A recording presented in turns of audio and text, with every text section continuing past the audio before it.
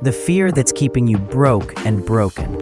What if I told you that the very thing you think is protecting you is actually destroying your life? There's a fear so deeply embedded in our culture that we don't even recognize it anymore.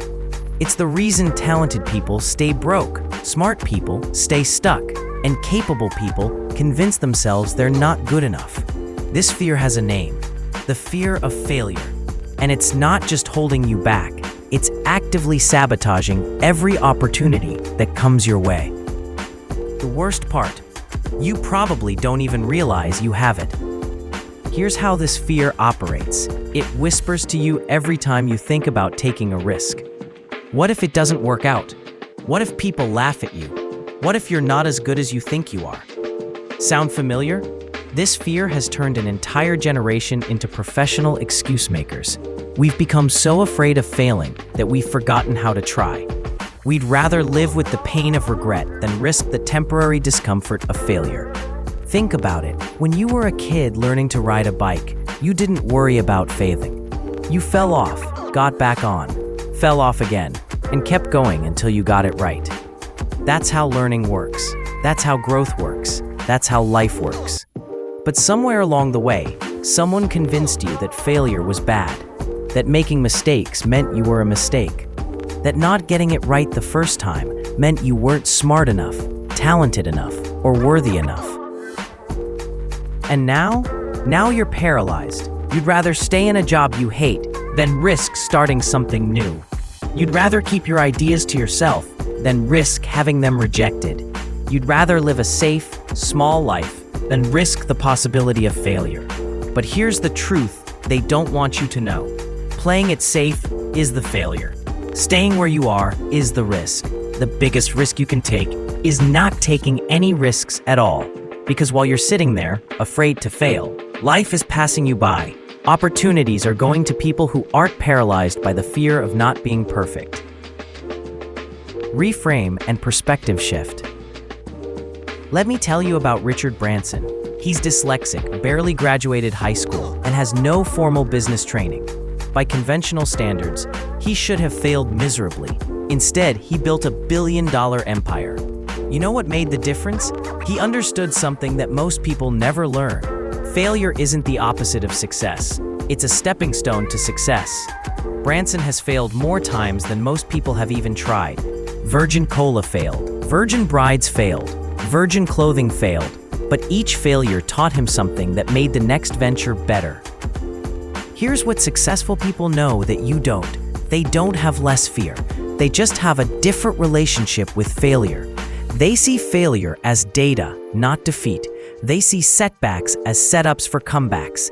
Thomas Edison didn't fail 1,000 times trying to invent the light bulb. He found 1,000 ways that didn't work. That's not just a cute way of saying it. That's literally how innovation happens. You eliminate what doesn't work until you find what does. But our education system taught you the opposite. They taught you that there's only one right answer, that mistakes are bad, that you should already know everything before you try anything. That's insane. That's like expecting to be a great swimmer before you ever get in the water. That's like expecting to be fluent in a language before you ever speak a word. The fear of failure isn't protecting you, it's imprisoning you. It's keeping you from becoming who you're meant to be. It's the difference between existing and living. So how do you break free from this prison? How do you transform your relationship with failure from enemy to ally? First, redefine failure. Stop seeing failure as a reflection of your worth and start seeing it as information. When something doesn't work, don't ask, "Why am I such a failure?" Ask, "What can I learn from this?" The question changes everything. Second, start small and build confidence. You don't jump from never exercising to running a marathon. You start with a walk around the block. Same principle applies here. Take small risks that won't devastate you if they don't work out. Make that phone call you've been avoiding. Send that email you've been drafting for weeks. Apply for that position you think you're not ready for. The worst thing that can happen is you hear no, and no never killed anybody. Third, embrace the scientist mindset. Scientists don't get upset when an experiment doesn't work. They get excited because they learn something new.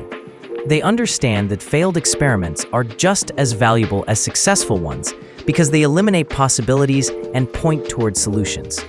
Fourth, remember that failure is temporary, but regret is permanent. That business that didn't work out, you can start another one. That relationship that ended, you can find love again.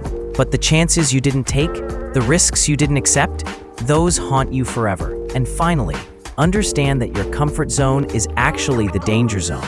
The place that feels safe is where dreams go to die. The place that feels risky is where growth happens. Every successful person you admire got there by doing things that scared them. They felt the fear and moved forward anyway. They understood that courage isn't the absence of fear, it's action in the presence of fear. Here's your reality check.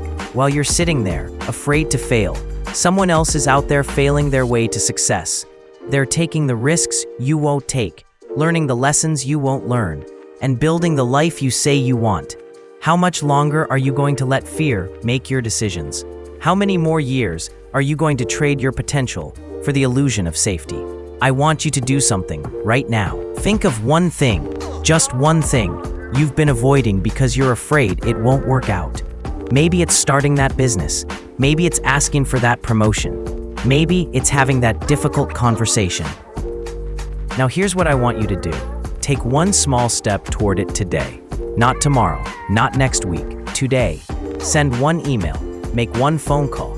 Do one thing that moves you closer to what you want. Because here's the truth. You're going to fail anyway. You're going to fail by not trying. You're going to fail by staying where you are. You're going to fail by letting fear win. The only question is, are you going to fail while moving forward, or are you going to fail while standing still? Stop being afraid of failure. Start being afraid of never trying. Your dreams are waiting on the other side of your fear. Amen. Please remember to like and subscribe.